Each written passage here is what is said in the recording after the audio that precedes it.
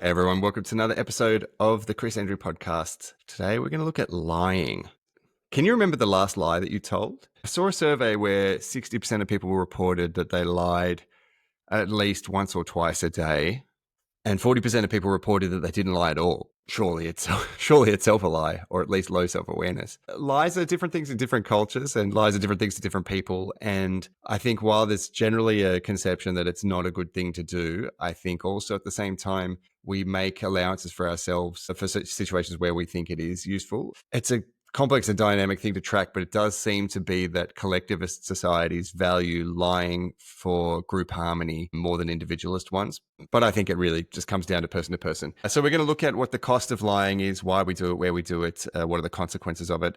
And I think I'm just going to share some anecdotes because through the years, I guess I've seen enough of certain types of lies that if I'd seen them earlier in my life, it would have changed a lot of my behavior much earlier. And so maybe that's a useful thing for you. And I'm hoping the whole podcast generally as a series is useful for you. So thanks so much for listening, and extra special thanks to my Patreon patrons for the support that they give and input on topics, etc., etc. If you want to join up, go to patreon.com/Andrew. I can't think of anything else that's pressing to tell you now. So let's hit the music and we'll get straight in.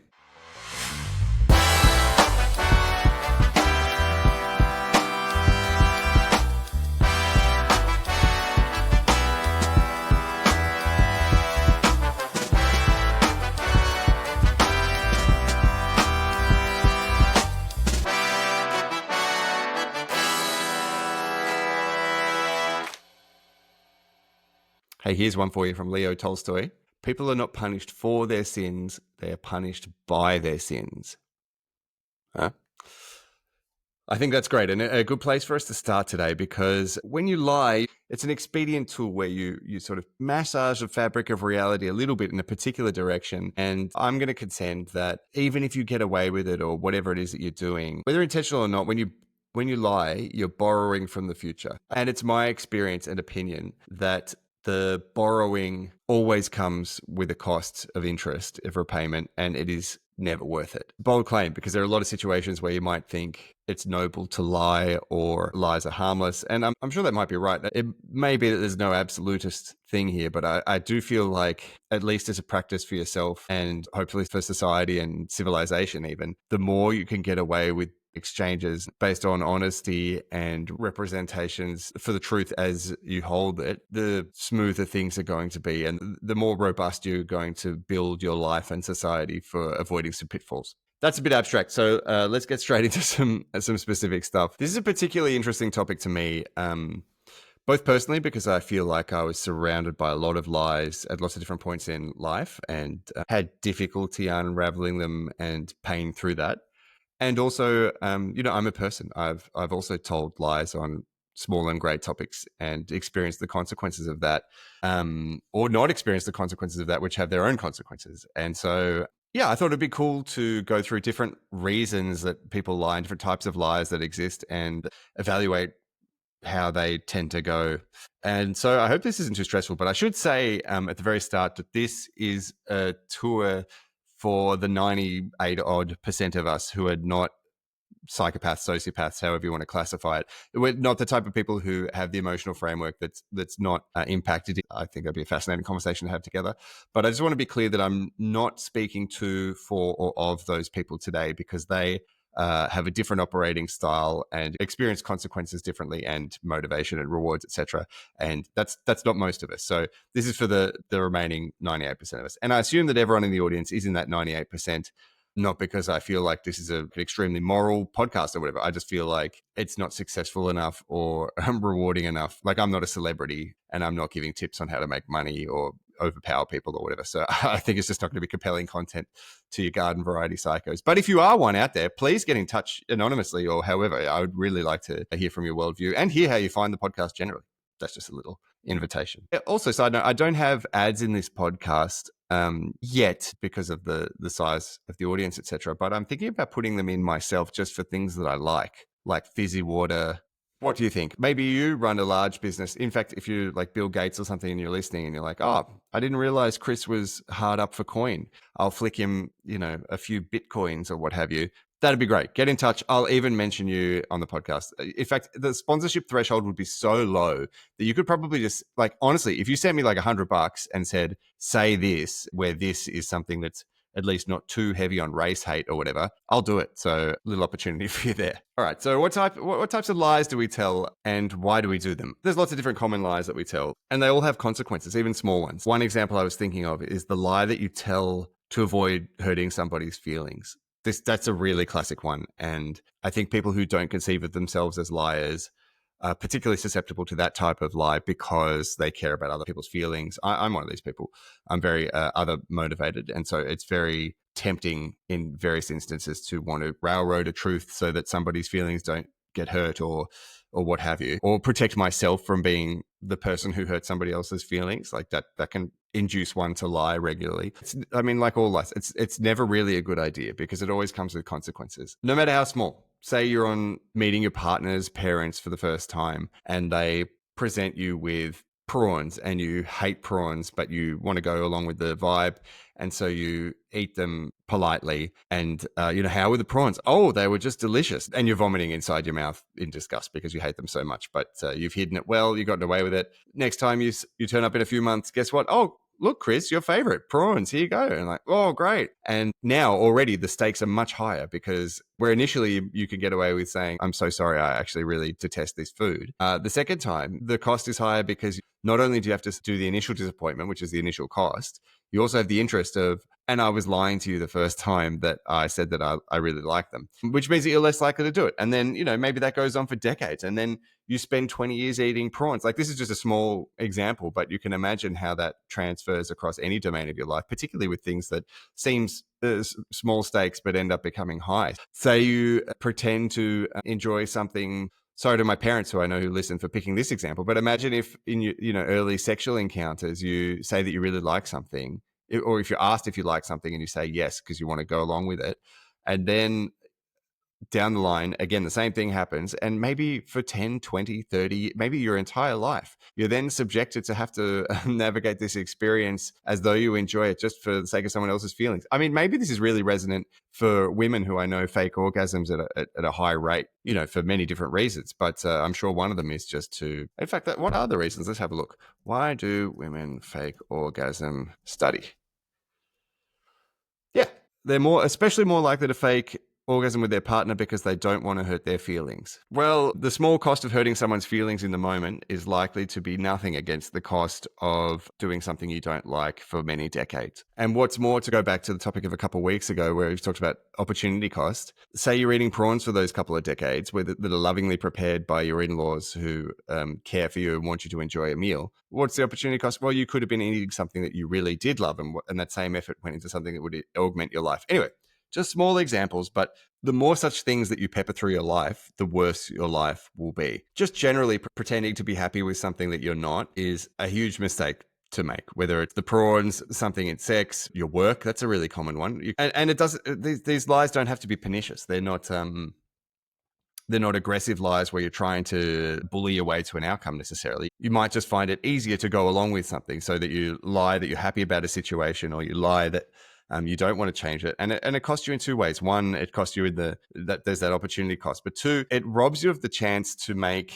adjustments within the situation that you're in. And it really adds a fragility to whatever the structure is that contains the lies. So to explain, the only way to really navigate successfully any social or relational structure over time, or indeed any activity, is to have the capacity to make small adjustments continuously, because you never set out knowing everything, and the environment of whatever anything is constantly changing. So you really need to be able to make adjustments for something to be robust enough to survive the dynamic winds of life. And if you rob yourself of the capacity to change by presenting a smooth facade that everything is completely fine, then suddenly one day one of the strong winds will come and everything will be so brittle that it will blow over and collapse. And a bit of a trigger warning here if you're easily distressed, but I think that this is probably a big part of the male suicide epidemic, where the stereotype in Australia is that, particularly in the country, is that it's soft to talk and to have problems, but of course, talking is how you navigate things. And to have things that are distressing, I've been like, no, I'm fine. It's actually not a problem. And you add up those, oh, it's actually not a problems, and then at some point, you just can't cope with the weight of them, or the weight of those, it's not a problems, will eventually confront a reality where it's like it's actually a big problem, and I don't know how to get out of this situation. So what that might look like in your job, if you're someone you want to be liked and you want to not be difficult by presenting the friction of raising a problem. Say there's a task in your team that always falls to you and actually you really hate it, but you're like, no, I'm happy to do it. That's fine. And you do it every week and it continuously happens forever. That might reach a point at some stage where you can no longer bear the weight of doing it, because it's not just that it accumulates. The complaint isn't just, oh, I have to do this task I like. The complaint is, I'm completely unseen in my work. I'm not appreciated for who I am. And these are things that you're inviting upon yourself by not representing at the initial point that you have an issue with whatever it is. And that may reach a point where, again, that same thing, I'm fine for years. And then at some point, the brittleness cannot be overcome. And then you just hit a crisis that you've sort of invited through small steps of foregoing a minor social cost of pain at the first point, which brings me to a point that I keep coming back to in life. And I'm a little bit, no, I'm not actually, I would be lying to say I was embarrassed. I'm performatively embarrassed to say that it's an idea that entered my life through Jeff Bezos. Jeff Bezos has a principle, which is when there's a misalignment, radically escalate it immediately. And I just think that's a great idea. It keeps coming up for me in friends with social problems and my own thinking about whatever it is I'm trying to navigate. And basically the principle is, if there's a gap between you and someone else that you're working with in the reason that you're trying to do something, you have to escalate it immediately. Because say there's a small gap, it starts out like that. And as time goes on, you're moving in different directions. And the further the time goes on, the greater that distance is. And at some point, you're going to need to reckon with that gap in any case. Do it as early as possible to save the pain from compounding. I think it's a great idea. And it reminds me of the Peep Show scene. Where, I don't know if you watch Peep Show, but it's the best show, so you should. Jez and Superhands are going to buy a pub together. Yeah, the comedy is that Jez and Superhands have basically polar opposite ideas of how they want to run their pub, but they do both want to run a pub. So Jez is like, oh, well, we'll just do it and hopefully they'll work out as they go. And that's the comedy, because obviously that's not how life works at all. And you want to take care of these gaps as soon as possible. So the same is true with the reasons that you might want to give a white lie to spare someone's feelings. One great example is my friend Pete. He had a neighbor who would just come over and just hang out. And this type of neighbor was not the person who read social cues easily. So he would just stand around and talk and not receive the cues of Pete looking at his watch or suggesting that he needs to do something else. In fact, Pete told me one instance he went outside and the neighbor's like, yeah, that's fine. I'll go outside and stand there and like watch him mow the lawn and keep chatting for hours and hours and hours, until at some point Peter just completely had enough and said, you need to go home now. And the neighbor responded to this, okay, fine, see you later. And like, that's, in this instance, it was maybe 6 hours of Pete's life that he threw away because he was not keen to represent the truth of, I don't want to talk to you now at the start. For those of us who are sort of inclined to prioritize other people's well-being and happiness quite far above our own, this is a situation that you find yourself in all the time. And it doesn't actually benefit you, because the alternative situation, in this instance, it was easy for Pete because the guy was like, oh, fine, why didn't you say, see you later? Whereas other people might be like, oh goodness, I had no idea you felt this way, that really hurts. But of course, like, your two options are, if you find that you're spending your time talking to somebody you don't want to, your option is to say it straight away, and they're like, oh, wow, okay, I didn't realize you felt that way, whatever, there's a pain and a social cost. Or you pretend that you like talking to them until the point that you can no longer pretend. Or like, what do? Spend 40 years being someone's best friend and not like them? That exists. That happens. I've seen it happen. Not a great idea, because it comes out in other ways in any case, like passive aggression, negativity, meanness, not presentness at the very least, etc. You can't force these things. Or you wait a longer period of time where you get closer, or this other person thinks you're getting closer and spending less time together, and then you say, actually, I don't really like hanging out with you. Like, that is a far more punishing thing to do to someone. And you see it happen in intimate relationships as well. It's very common in that I've seen it a lot. People will date each other and one person will just not be into it, but they'll not have the capacity to represent that. Is it nicer to dump somebody like 6 months in because you never liked them, because you didn't want to say it? No, of course. It's a horrible lie to build something off, but it happens all the time. So if you catch yourself with that proclivity, then I recommend that you do everything you can to put on your big adult boots and represent your truth immediately, because the consequences of denying it, they don't get better. They only get more expensive. And the more expensive they are, same with the prawns example, the harder it is to execute and the less likely you are to do it until you hit an inevitable crisis, because you cannot pretend something as big as liking somebody for the rest of your life. There will be consequences. And even if you, and again, I've seen it, even if you get married, have kids or whatever, and even if you stay together, you check out in other ways that that are harmful to the other person who you were trying to spare harm in the first place, and harmful to yourself, not least because the opportunity cost of what else you could be doing with your time, because constructing your life on lies is a path to misery. And maybe it's a good time to bring up that there's a reason that polygraph tests, even though they're not particularly effective, there's a reason that they measure the things that they do. They look for a heightened heart rate in response to questions in which you are lying, and that's because it's seen as one common reaction to telling a known lie, because your body is under stress and pressure from doing that. And one trope of lies is that you tell one lie, you then may have to invent many, many other lies to continuously live in that world of whatever it is. And if you build those as your identity, there's maybe cognitive dissonance if you don't see yourself as a liar, or there's the pain of having to constantly navigate and remember what, keep track of what you're lying about, et cetera, et cetera.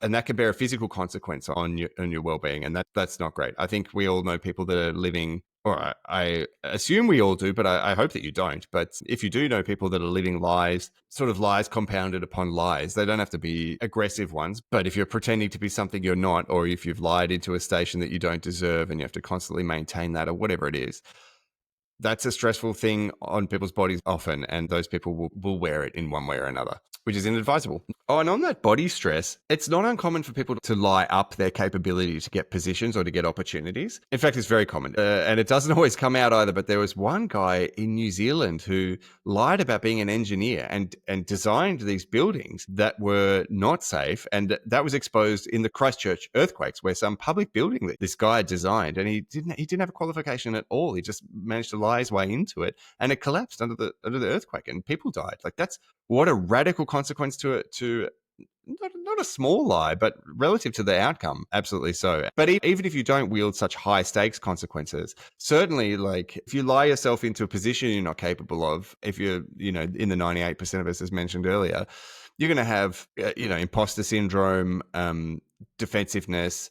You're going to have to maintain more lies to protect things, and you're going to close yourself off from the opportunity of learning new things. It really is a stupid cost to pay, particularly given with the energy that you spend doing something like that across a career or across whatever opportunities that you've taken. You could spend that energy just actually getting up to the level that you were hoping to be at to get that opportunity, and that would be a much more rewarding and zen thing. And you know what? And if you're not able to do it, okay, take the hit of the reality, like, oh, I'm actually at this level in this thing. Then you can respond to that information accordingly, whether it is to accept it or to realize you need to be doing something else to get to a higher level of whatever it is you want, or whatever. Like, you're not going to be. You wouldn't swap lives, or at least I wouldn't swap lives with Lance Armstrong, who's, won 7 Tour de France's or whatever, but he did it all off the back of constantly lying about how many drugs he was taking. And, maybe all of them were doing it or whatever, but is that good? Is that rewarding? Like, I mean, again, Lance Armstrong's probably almost certainly in that 2%. So, he's probably just sleeping like a baby out there right now on a pile of money. But yes, it wouldn't bring me pleasure to do the same thing. It would bring me great stress. Even if I got away with it for years, it would take its toll in one way or another. Another type of classic lie that I would recommend avoiding is pretending to know something that you don't. It's such an easy one that sneaks out. There's that Norm Macdonald joke where he says, it's a really old one. It's like, do you ever just catch yourself telling a lie? Someone will say, hey, you ever see that film with Meryl Streep and the horse? Yes. And again, it's just one of those ones where it's easy to go along by pretending to know, or you don't want to suffer some social penalty for being somebody who doesn't know about something or whatever it is. And so you tell some meaningless lie. Also, you think it has no consequence. So whatever. But then, I mean, I don't know. I've been in this situation, absolutely, where someone will say, you see this film? I'm like, yeah. And then, the next question is maybe, what do you think about it? I'm like, oh, yeah. What do you, I'm looking for clues. What do they think that I should think about it?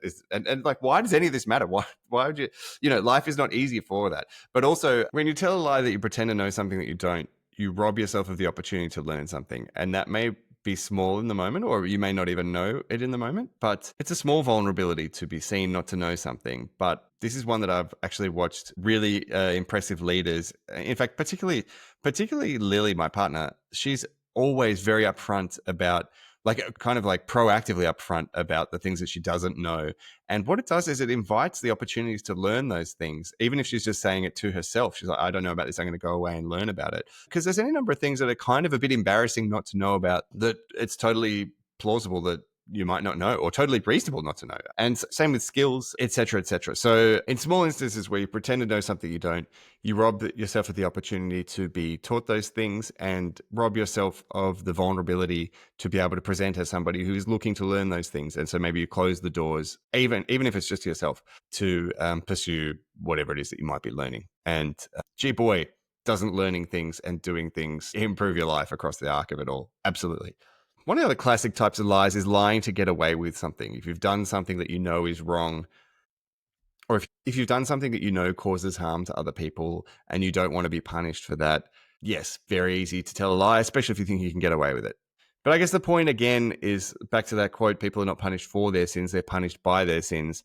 You don't get away with it. Even if in a specific instance you're not held accountable for the particular thing that you're lying about, the very act of doing something and getting away with it incentivizes you to further do it, or it doesn't give you the consequences of accountability for whatever it is that you've done. So you don't learn the lesson that you shouldn't do it again, or you don't get to learn how your behavior is impactful, or whatever it is. Or you start to become the type of person that lies and builds this fragile existence that can't incorporate reality. That's a disaster that really can really hurt you down the line. And it's something that people do a lot. Like, I mean, it's obvious. Maybe one of the main ones is sexual infidelities, because we have so many social rules around what sexual relationships are, and people want to breach those all the time and get away with it. And it's really interesting, actually, how often it must be happening. I mean, I just sort of assumed it was happening quite a lot. But if I think about all the people that I know, I'm like, oh, no, I guess they're not doing it. But they are the people as well. Like, they must be. If you look into the rate of false paternity, so that is people who grow up with a father that turns out not to be their biological father, that they don't know, it's high, like higher than you would expect. Across different societies, it varies. We're starting to get better data on it because people are submitting their DNA to, 23andMe, or do different genetic tests. It's a more widespread practice to get that sort of DNA information now. So we're getting a better picture for how prevalent it is. And it's something like 2 to 6% of men out there, their kids are not their kids. And that shows an astonishingly high rate of sexual infidelity. It's not that easy to fall pregnant most of the time. So this is not just affairs. This is affairs that are done without any protection at the time in which the woman can fall pregnant, and with the decision then to take the baby to term. Like, that must be a small window of then what the actual rate of extra relational sexual activity is. And then, even then, like, as I said, society to society, it's different. In Mexico and Chicago, it's like 12 or 14% or something like that. It's high. So to navigate the social consequences of this, people are lying. It's certainly not the case that most people are upfront about this stuff. So that exists as well, and is, I think, less painful for it. But again, it's such a painful thing in the moment to navigate the consequence and expense and pain of breaking relationship rules, for most people's relationship rules, with sexual activity like that. But then what's the consequence? Like, no matter how bad that is in an instance, how much better is it to then raise a kid that you have to spend your whole life pretending is your partner's, and it's not? Like, that seems like it's the type of thing that would bear a toll, at least on my body. My God.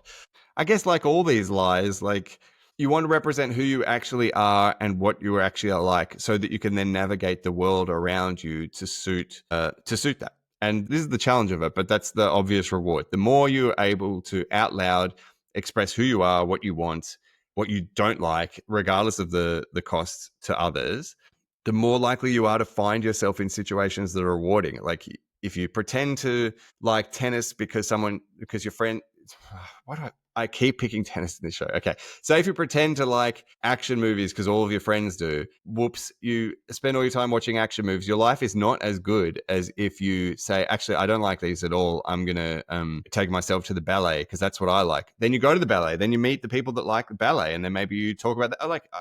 Whatever. You could pick a million different nouns for this. But I hope you can see how just the small tweaks you can do to be more honest moment to moment, they can have huge consequences in how rewarding your life is, but they can also have huge consequences in avoiding the worst pitfalls of scaffolded mistakes.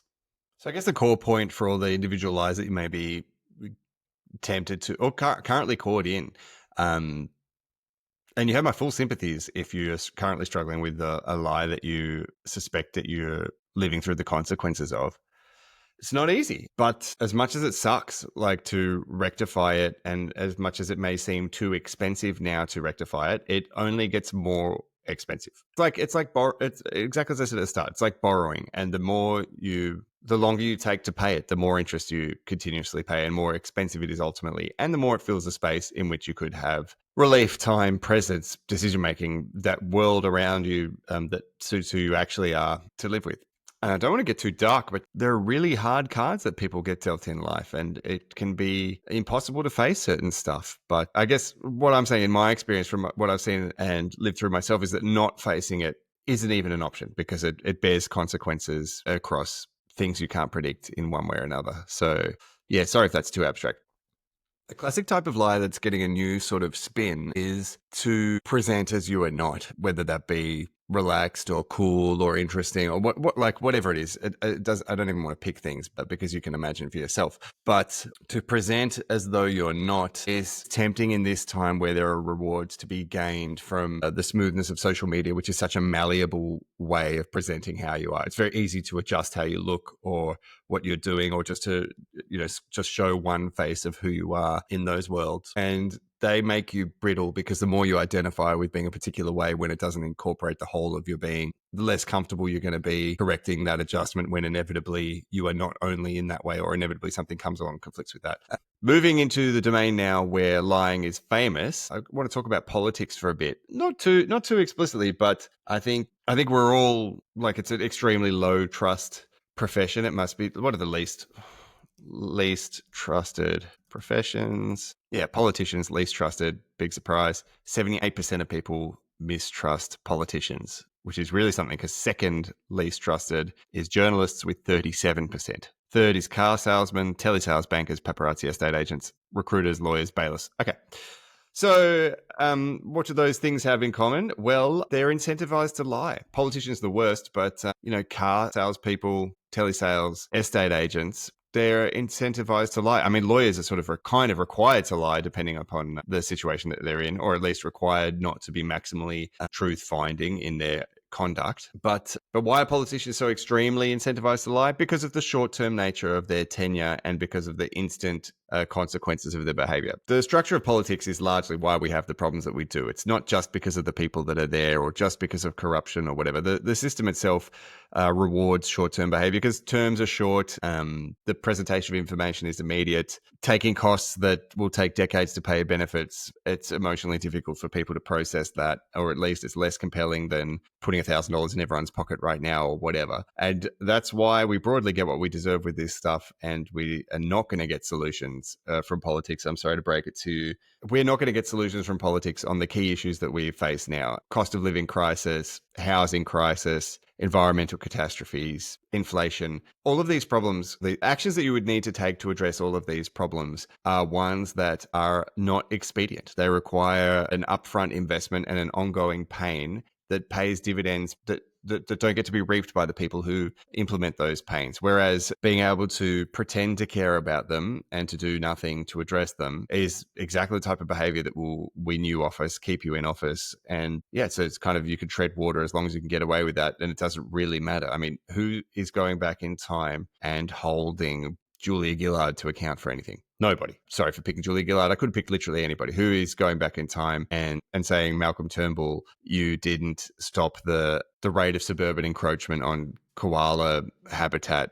You're responsible now for this problem. No, it doesn't work like that. They're sort of generally disliked. They get paid heaps of money to do it, or heaps of money relative to me. And they get to convince themselves that they're thought leaders and driving anything. And it's pretty gross. And that's why they're so mistrusted and not liked. And it attracts the type of people who are happy to navigate that type of atmosphere as well, which is whatever. say what you will about them. There are great people there, there are terrible people there, but on average, they're doing a poor job, and it's for this reason because they're incentivized to lie. But while they're rewarded for lying within the arena, outside of the arena, it's actually a real disaster that we have public discourse so infested with lying. There are as many examples as there are words said in a day, really, in this stuff. But one that's really struck with me as an illustrative sort of fable is somebody who is a very senior CEO of a public advocacy organization in Australia. It's a Facebook friend of mine, and they posted during the Amazon fires 6-7 years ago or something like that.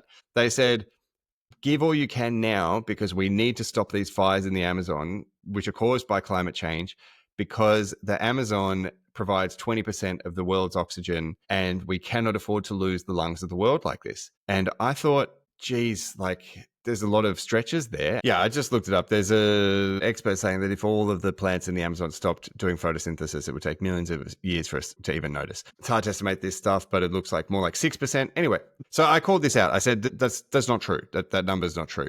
And they replied saying, well, I don't care if it's not true. If it gets people caring about this topic, then that's all that matters. And that struck me cold because I thought, wow, that's so easy. That's such a revelation of how easy it is to convince yourself that it's, if you've got a noble cause, then you're enabled to do anything you can to achieve that outcome. That's blind to the consequences because, okay, so I'm generally sympathetic with keeping the Amazon. I think it's good. So I see that, I'm like, oh, this person's lying about that, or they're wrong about that. Oh, it turns out they're actually happy to be lying about it.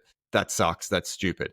But somebody else who might be looking on and concerned, be like, oh goodness, I didn't know it was that bad, and then realize, oh, they're not telling the truth about that. Then the next time that person posts anything about, send money to this because this is important, and this is not some chump in the sense that a person without influence, it's a person with a lot of influence. The next time they say anything, why would I listen at all? In fact, what's more is I'll assume that they're lying to get to some pre-motivated political point outcome, even if they're telling the truth. So it erodes the legitimacy of their case. It erodes a buy-in for whatever it is they're talking about. So you see this across any number of things. Climate change is a great example because with climate change, the general trend is clear, the general causes are clear, but the specifics are unknown and in many instances unknowable. And yet continuously in the public arena, people will claim we've had a hurricane, this is because of climate change, donate now, when that is not necessarily true or even knowable as true. And so when you have this expedience of pulling at the truth, there are consequences. You pull it like an elastic band, boing, it recoils, and it pushes people away that are suspicious of lies or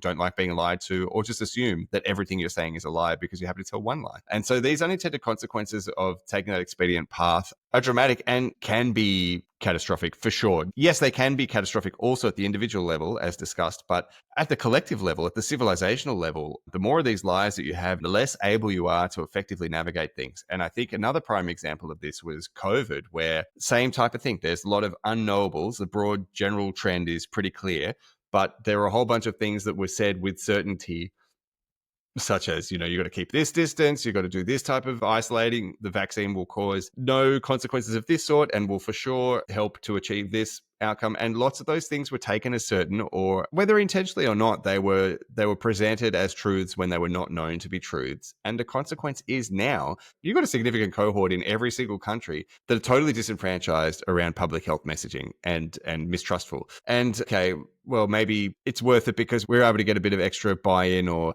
policies going our way at the time of the COVID pandemic. Well, what do we do with the next pandemic comes along that says it's air Ebola and we're all just completely fucked? And not only that, we've got 40% of people who are not compliant with basic things that we could be or have to be doing. And then we lose our civilization. It's a stark example, but it's not an impossible outcome. And I think a good illustration of why you want to do everything you can to minimize these types of lies. Early in the Russia-Ukraine war, there was a story that came out through the BBC where there was this island in the Black Sea called Snake Island, and it had all these Ukrainian defenders on it, and a Russian ship came and said, surrender, and there was an audio released of the Ukrainians going in Russian, Russian ship, fuck you. And then the story was that they were all killed and they died bravely in this heroic way. It subsequently came out that that didn't happen at all. And what happened was the ship just came and arrested the people that were at this base. And that and many other stories that are sort of planted to build morale and to, their propaganda to raise the heroic stature of the Ukrainians in defending in this war. So maybe they got away with it in that one instance, in that many people would have believed that story and had an emotional response to it. But for myself, and I'm sure for others, I don't know, but I'm sure for many people, finding out that that stuff is just brazen lies inserted has just made me not trust kind of anything that I read from BBC World that's not otherwise knowable or independently verified. And so the consequence of that across everybody on the planet is that now you have a situation generally where media trust is at an all-time low. I mean, you can imagine what the benefits of that lie are. That, they're not so big, but basically in any topic now, if you have enough information or able to be an expert or have time to research, and you realize that something's being presented as a lie through the media, you lose faith in the media, whether it's specific organizations or just generally. And goodness, what are the consequences of that? Like, we're seeing them. There's large cohorts of society believing things that are completely unhinged because of a whiplash rejection of traditional forms of information. And, a lot of that mistrust has been earned. It hasn't just come from nowhere. And are those lies worth it? I wouldn't have thought so. Even if they're worth it for achieving particular outcomes in the short term, across the long term, our inability to find common meeting places to share agreed information or find agreed positions on what truth is or isn't is bad. It's decayed, and it's going to come with consequences that we can't foresee as we need to solve problems, because you need to have information collectively agreed upon to solve problems. I think climate change is one classic one that I've already mentioned, but there'll be any number of others, and they'll continue to come. And I think that's a good example of a social level recoil of interest that's just not worth the initial benefit. And politics is one that generates so many, also because of the stakes of the arena. Like, you can wield political power to gain billions of dollars or to gain strong outcomes against public interest constantly. And so people do. But again, there are consequences. And it's very not often the case that they're perfectly held to the accountability of those who distribute the lies, but there are consequences nonetheless. And at a species level, we suffer. And I think we really want to do all we can culturally to minimize their existence. And I guess you do that by calling them out or by correcting them, but really ultimately you do it by setting an example in your own personal life, I think, where you try to value truth and surround yourself by it and represent it, etc. I'm absolutely no angel in this. This is an aspiration and a value more than a triumphant declaration of success. But yeah, just across the course of political action in the 20th century, I was talking about in the Iran-Israel episode a few weeks ago, weapons of mass destruction. America and the West broadly went in and overthrew the sovereign state of Iraq with violence, leading to hundreds of thousands to millions of deaths off the basis of a cold lie, a cold known and knowable lie that they were harboring weapons of mass destruction. The same thing's almost happening in Iran at the moment around the nuclear capabilities. So they overthrew the state of Iraq off a lie. What are the consequences? We don't know. I'd say we don't know. The consequences of those lies are still being borne out, but there's certainly an erosion in the legitimacy of those institutions and actors who engage in that sort of behavior. And so the next time the same type of thing is attempted, it will be less successful, or even if it is successful in the moment, there'll be just a general erosion in the legitimacy of public institutions. And I think that's being borne out. I think there's all-time low trust in government and politicians, particularly in the USA. And that has consequences for the social architecture of those places as well, where people are less invested in their society or less willing to potentially pay tax or like whatever it is. Again, it's unknowable. So the consequences, it's not that I'm able to track them all and pin them down to this one lie. I think it's worth reflecting on how these types of lies, while they may not contain obvious consequences in that, oh, no one went to jail for lying, or the outcomes of those lies weren't immediately reversed once we realized it wasn't true. So they broadly got away with it in that sense. At the sort of cosmic, karmic level, they're not gotten away with. There are for sure consequences. And while it may seem like that stuff is an example of how powerful the US state was to do stuff, here, 20 years on from that exact instance, they're struggling to recruit numbers for their armed forces, as are most places in the West, possibly because we've seen the last 20 years of wars and foreign interventions that don't feel values aligned with what's important for the survival of the people within those societies. So say, for example, I'm a military-aged man. Am I interested in joining the army of Australia or Hungary so that I can go and fight the Taliban? Couldn't be less interested. It seems like a swindle. It would be swindled to do it, because I can't pretend in any way that is engaging with the defense. These are defense forces of my society or culture or whatever it is that might induce a regular citizen to join up. And who knows what the consequences of that are. It means that they're less able to do certain things because people aren't willing to die for their country. Maybe that's good. I don't know. Hopefully it's good if everybody around the world is not willing to die for the concept of a nation and we stop killing each other. That would be really, really nice. But more likely, it's just an erosion of those particular states and those institutions. And who knows how that's going to play out. If I didn't talk enough about specific lies, I'm sorry to let you down because there are so many. There are too many types. I mean, I really could split this out into several different episodes, and might, if you get in touch, maybe you've got some compelling lie you want to get off your chest, or you want to discuss, or something like that.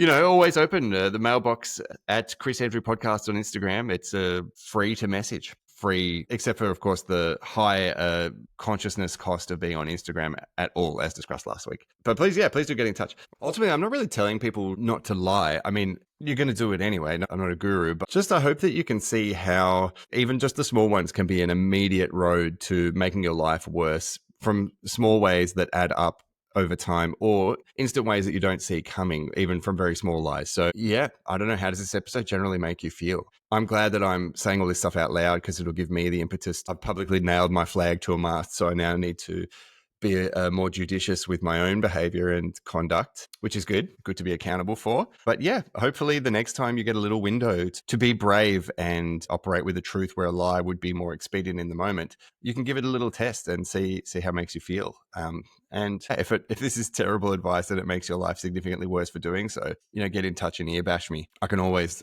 lie and say that I didn't get your message.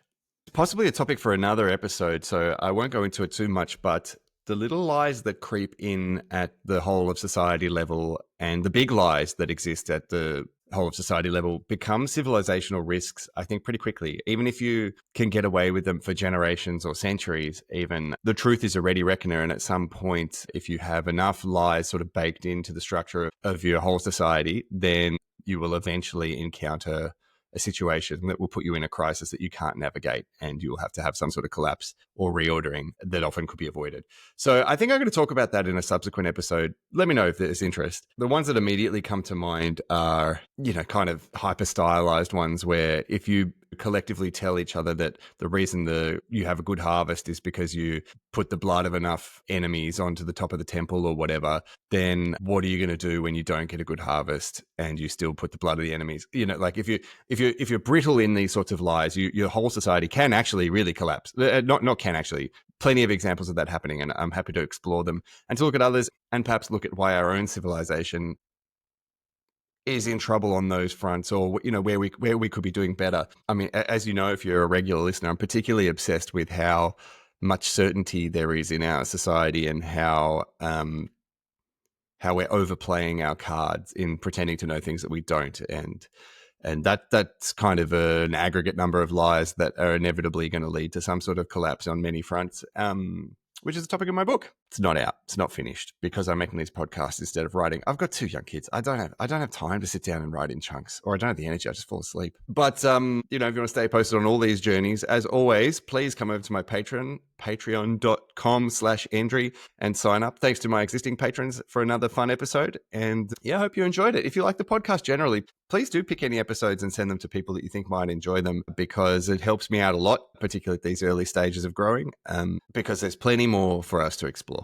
I'll be having some interviews in the coming weeks and getting onto some lighthearted stuff as well. So if you've felt weighed down by these heavier topics, don't worry. But if you've loved them similarly, don't worry. There's always more opinions to come and plenty more stuff to delve through. Thanks so much. Have a wonderful week.